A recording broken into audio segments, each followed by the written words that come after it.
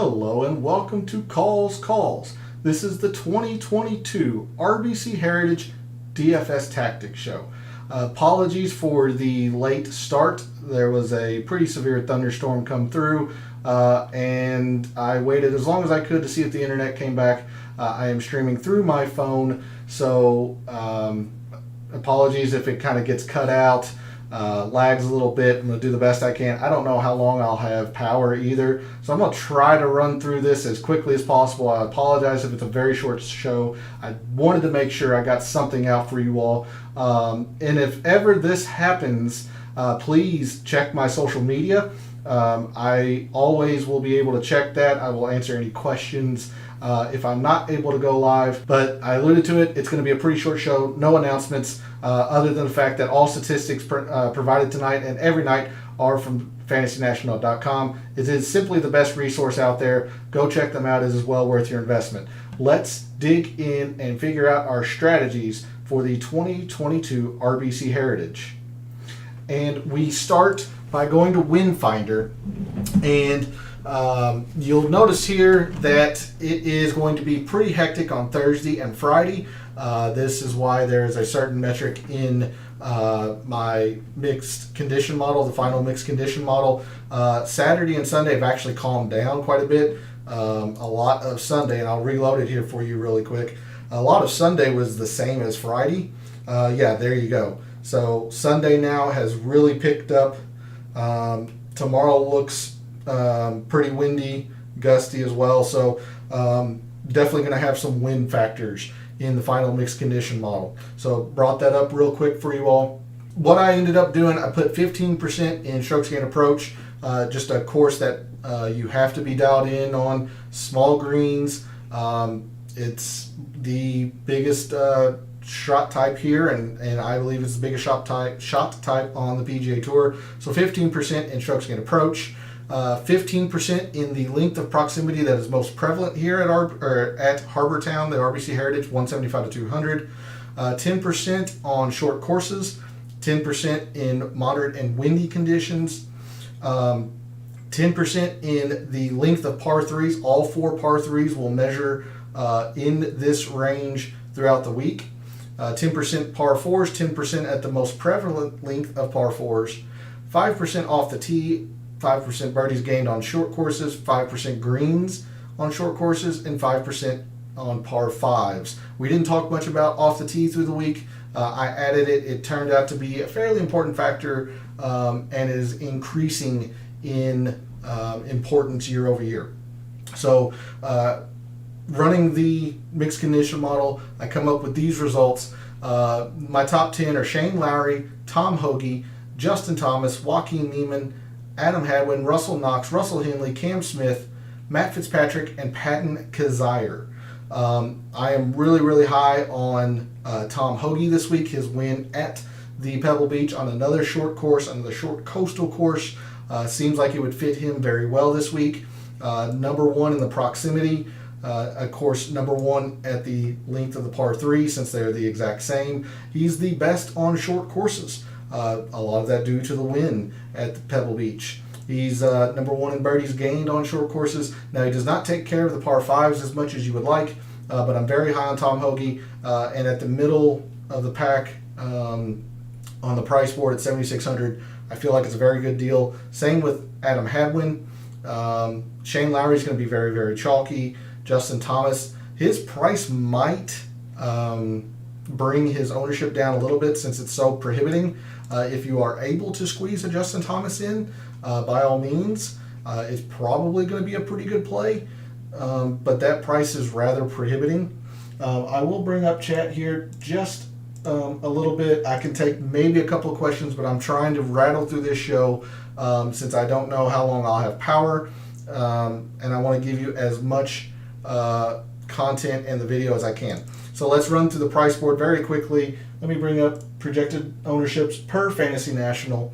Nope, that one here. Okay, so in the 10Ks, you've got one heavily used player, it's Colin Morikawa. All the others are hovering around 10.5 to 12.5% or so. I am highest on probably Cam Smith of these. Again, I like Justin Thomas. His price is rather prohibitive. DJ's going to be a great play. He loves this course. He plays it pretty darn well. It's been a while since he's had a win. There's a lot to like with DJ. I'm probably lowest on Patrick Cantley in the 10Ks. In the 9s, you have one pure pivot in Jordan Spieth. And I actually don't mind Jordan Spieth this week. He is very good on short courses. His irons have gotten a lot better. There are plenty of reasons to be worried. But I don't mind Jordan Spieth this week. Otherwise, you have a whole lot of chalk in here.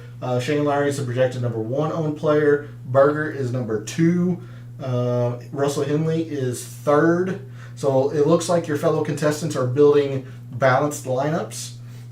So like it was at the Masters last week, the more you're willing to go stars and scrubs, the more you are going to be unique. And as long as you pick the right quote scrub, the right 6K player, you're going to be in for a big payday. The optimal lineup last week, and this is via Rick Rungood. I don't want to take any credit for this. He posted the optimal lineup. It was Smith, Lowry, Scheffler, and then 3 6,000s. So a pure stars and scrubs build was the optimal lineup. But the more you're willing to go into the 6Ks this week, it looks like, at least by Fantasy Nationals estimations, the more unique you're going to be, because there is a lot of ownership here in the 9Ks. Some of the chalk I won't be able to get away from. I love Shane Lowry this week. He's number 1 in my model. I'm going to use him. I like Matt Fitzpatrick a lot. He's sitting at 16%. He's probably going to be hard to get away from. Joaquin Niemann, same thing, 15%. So there are about 6 players here in the 9Ks, 7 players here in the 9Ks that are getting a whole lot of use. Jordan Spieth's the pure pivot, and Sungjae's right about 9%. Everybody else is very chalky. In the high 8s, in the 8Ks, your top owned player projected is Webb Simpson, and then Alex Noren. Webb Simpson, he won this event in 2020.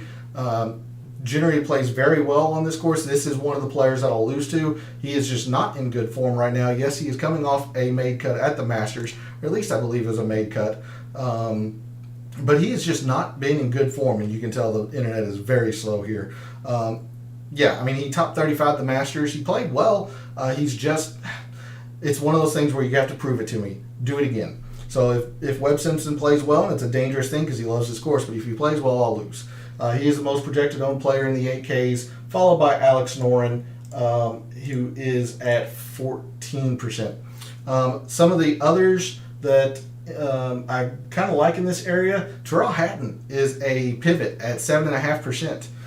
Where'd he go? There he is at 8,600. I like Tyrrell Hatton. You can see here he doesn't have a great stat, but he doesn't have a poor one either. I feel like this will be a very good course for Tyrrell Hatton. Then you have, Harold Varner at 9.5%. I don't mind Harold Varner. Not the greatest at off the tee, but otherwise pretty darn solid. Let's see, you've got Chris Kirk at 12%. Those are some names that I kind of threw out for you. I can fade Noren a little bit. I'm completely off Webb Simpson. I like Hatton. I don't really mind Kisner. I don't mind Chris Kirk. Let's move to the high 7s very quickly. You've got 2 extremely high used players. This is chalk I won't be able to get away from. They're so high ranked in my data models. Tom Hoge and Adam Hadwin at 7,600. Hoge is the number 1 in a lot of things that we talked about throughout the week. I'm going to use Tom Hoge. And then Adam Hadwin. Hadwin is at 17.5%. Hoge is at 14%. I'm going to use both. If I had to choose between the two, I'm going to choose Hoge, especially with the lower amount of ownership, but Hadwin's going to be a good play, I think, as well.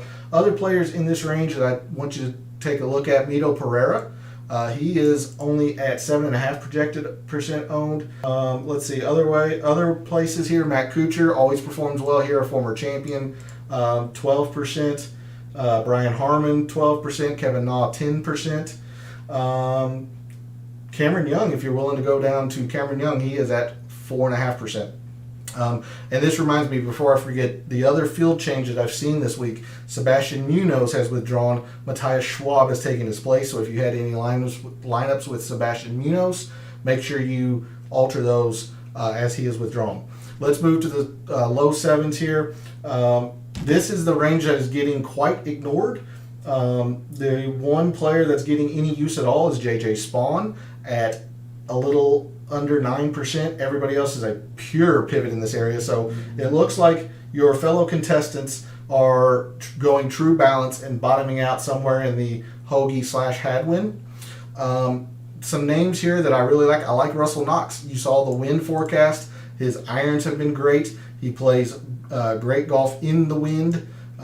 He is great at the length of the par threes, the length of the par fours, great with greens on short courses. There's a lot to like with Russell Knox. He is only sitting at 8%, so a lot to like there.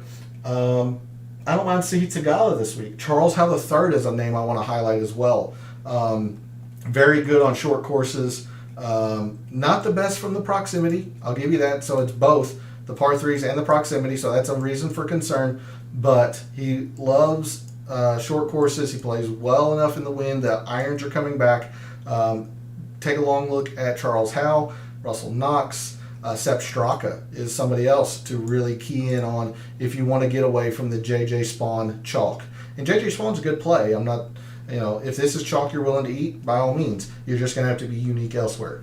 In the 6Ks, there's one person that's getting used. So if anybody is going a semi-stars and scrubs, they're bottoming out at Matthew Neesmith at 9%. Makes a lot of sense. Of course, that demands iron play. He's one of the better iron players, especially in the 6Ks. So there's some names I want to throw out for you all in the 6Ks. I like Beau Hossler quite a bit this week. Yes, the irons are not good, but he has been performing very well on short courses, and he's good from the proximity. Did not bad in the wind either, being a Texas native. So take a look at Beau Hossler. I'm back to my trusty 6K play, Brian Stewart. I think he will be serviceable in DFS. And if you're wanting to reach just a little bit, if you're willing to come down in here and accept some flaws, the putter can go ice cold, but I really like Adam Svensson a lot. Top 15 in the field in iron play, loves the length of the par threes. He's very good on short courses. His kind of breakout, I guess I'll say, even though it wasn't a win, was at the Honda, another short course. So a lot to like with Adam Svensson. You see here, I mean, the irons have been pretty darn good. It's just, the Valero was pretty bad for him. But again, look at this other top 10 at the Sony, another short coastal course. A lot to like with Adam Svensson. Only at 6,400. Take a long look at Adam Svensson. He'll be able to save you some money, be able to squeeze in maybe another high 8 or low 9 player that you're wanting to try to fit in your lineup. So hopefully there's a couple other names for you to consider away from the chalk. Let's move to Microsoft Excel very quickly. Let me change the view.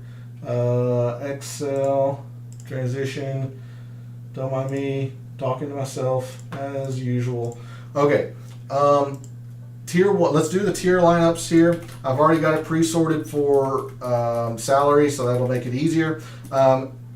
Tier 1, Justin Thomas, Cameron Smith, DJ. JT is probably the best play. I'm going to go DJ for perceived lack of ownership. Tier 2, you've got Colin Morikawa, Patrick Cantlay, Corey Connors, Daniel Berger, and Matt Fitzpatrick. I'm probably going to go Berger. He's just the solid all-around play. I imagine Morikawa is going to be the most popular in Tier 2. Fitzpatrick's also a very good play, in my opinion, in Tier 2. Tier 3, you have Shane Lowry, Sung Jae, Jordan Spieth, Joaquin Niemann, and Webb Simpson. I'm going to go Lowry, just a lot of it being he's number 1 in my data model. He's probably pretty chalky, but in tiers, that's the chalk I'll eat. Although Niemann is also a pretty good choice in my selection, or in my mind. It's between those two. The other 3 are pretty far back. Tier 4, you have Russell Henley, Billy Horschel, Terrell Hatton, Harold Varner III, Alex Noren, Tommy Fleetwood, and Kevin Kisner.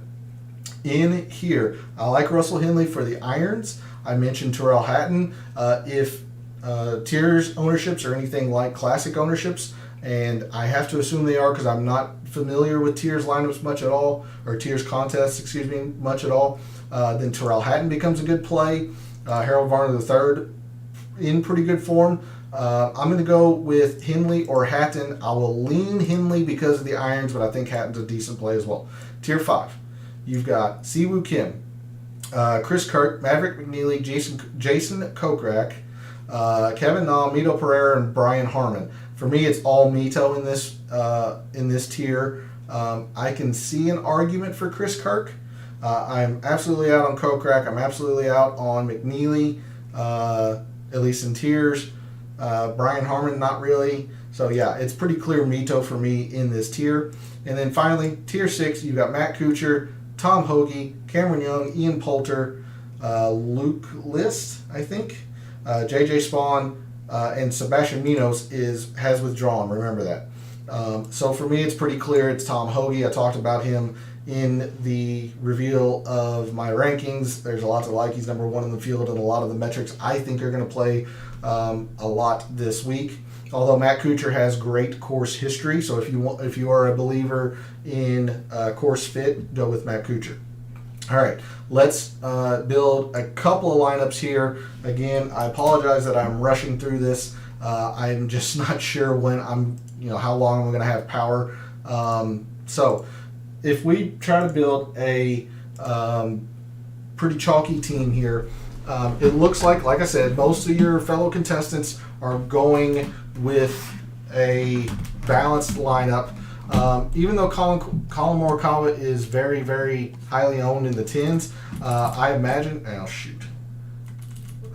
you all can see that now. Okay, I imagine a lot of your fellow contestants are going Shane Lowry, and if they do bottom out at Adam Hadwin / Tom Hoagie, it doesn't give them a whole lot of wiggle room. So above Hadwin, there's Hoagie that's getting some love. Perhaps they're using a Matt Kuchar. I'm trying to save them as much money as I can to use some upper end players here. Honestly, they're probably going something to the effect of Hadwin and Hoagie. Let's see. They got 8,300. Well, to be fair, they might be going all the way down to Spawn and then Hadwin. Let's see. Spawn, Hadwin, topping at Lowry. If they do use a Tom Hoagie, that opens up quite a bit for them in the high 8s. You've got Webb Simpson getting a whole lot of love. And at 89 is, let's see, that's Webb Simpson again. Maybe an Alex Noren. So if they come off of Webb, they can go up to 94, 93 Sungjae, Joaquin Neiman's at 91.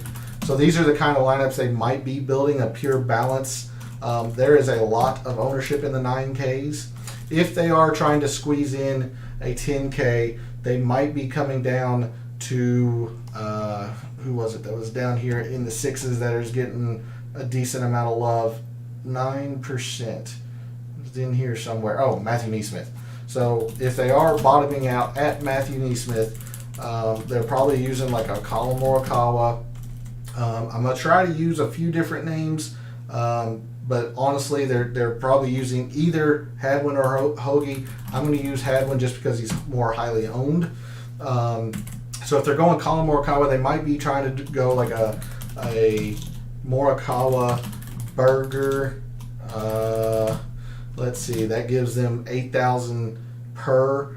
Let's see, Kuchar's at 78, Tom Hoagie, McNeely at 79, Chris Kirk's at 8,000. Depending on how far they're willing to come up on their third will dictate this one. Anybody else that's getting a whole lot of love? I mean, maybe Kevin Streelman at 7,500. I mean, he's at just under 11%. Maybe they go Kevin Streelman, and that allows them to go with, say, an Alex Noren at 83. Harold Varner III's at 85. He's only at 9%. Chris Kirk's at 8,000, so maybe they do something like a Chris Kirk, Maverick McNeely type deal. I mean, it's still at 14%. It's pretty chalky, but that is a lineup that I could see if they're trying to squeeze a 10K. It looks mostly like Colin Morikawa. So how are we going to adjust around this? Well, I've given you quite a few names around these players in the price points if you want to even build the same style team. But I'm going to advocate going to a little bit more unique and going stars and scrubs. I gave you the name Adam Svensson. I really like Adam Svensson this week. And I'm going to go Dustin Johnson at the top. It gives me the firepower. Now it's, it gives me the firepower. The guy can win this tournament easily, and he plays this event very well. So we'll go DJ and Svensson. DJ is a pivot off of Morikawa. He's not, unique, the most unique by any means. Svensson, I really like. In the 9Ks, even though he's really chalky, I like Joaquin Niemann. I like Berger. The 9Ks is where I'm not going to be able to get away from the chalk. So if that's the case, I'll come down into the high 8s. Let's do Tyrrell Hatton. And again, this is just to emphasize the uniqueness, because this is definitely a lineup I would, if I'm going at Dustin Johnson and Adam Svensson, I would definitely be comfortable using a Daniel Berger, a Joaquin Niemann. But I'm just trying to emphasize the uniqueness here. And we still have basically 8,200 per player here. I mentioned a couple of names in the low 7s. I like Sepp Straka quite a bit this week.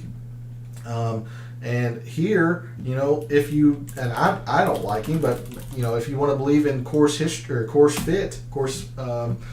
history, Webb Simpson fits right here in this price range, and you have quite a bit of money to move around.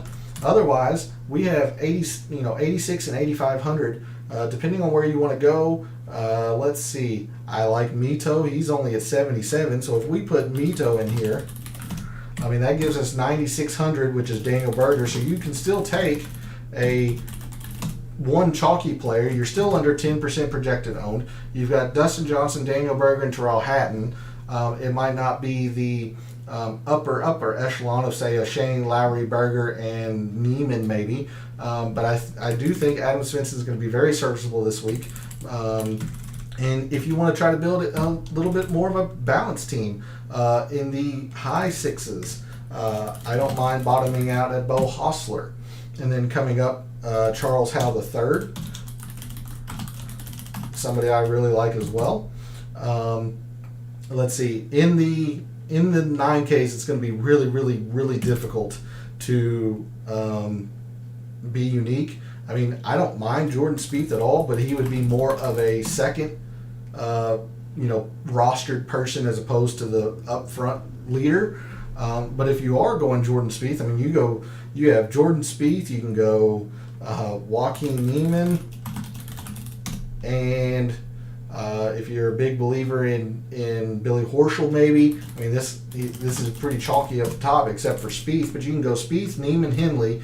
You're still left with 8,800, which is Webb.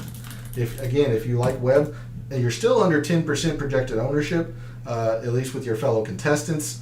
I like Charles Howell quite a bit. I like Bo Hostler, and you've got 4 guys here in the low 9s/upper 8s. So there are ways to build around the chalk. I know this lineup isn't the exact best way to do it. Like I mentioned, if you use Jordan Spieth, it would probably have to be as a second man. I used Dustin Johnson earlier. Let's go Cameron Smith. If you go Cameron Smith, Jordan Spieth with these two, you're still at 8,000 per.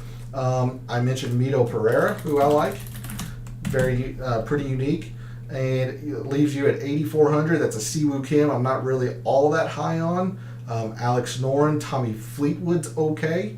Kevin Kisner usually performs pretty well here. There you go. That's almost, I mean, it's under 7. It's almost as low as 6.5% projected, matching your fellow contestants in a GPP.